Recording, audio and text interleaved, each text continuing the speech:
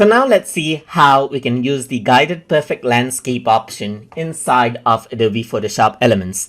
So to do that, I'm going to go under the guided tab right here. And once I go around under the guided tab, under special edits, you can see perfect landscape as an option.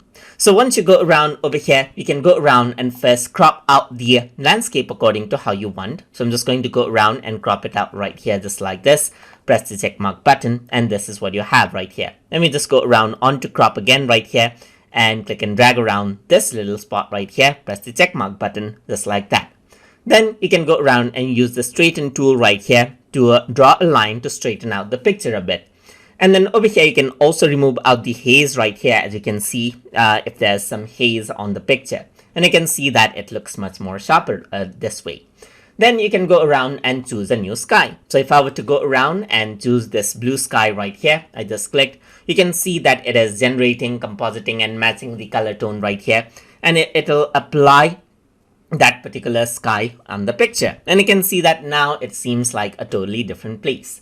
You can go around and choose orange sky right here, just like this. So you can just go around and then wait. So it does take a bit of time to actually apply it. And you can also go for night galaxy option right here, just like this.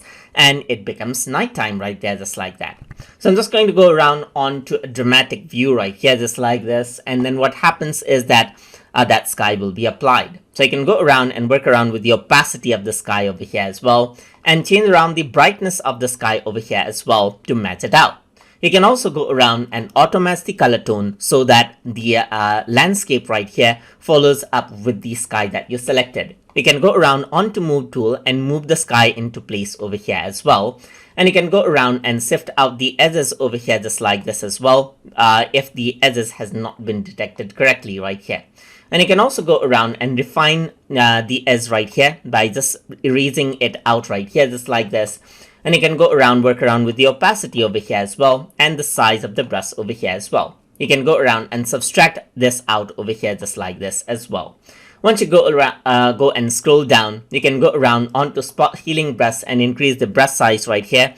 And just like this, you can see that you can draw around right here, just like this, to remove out some details, just like this. And that is how you can use the guided perfect landscape option inside of Adobe Photoshop Elements. So hope you guys learned something as always. And as always, please like, comment, share, and subscribe.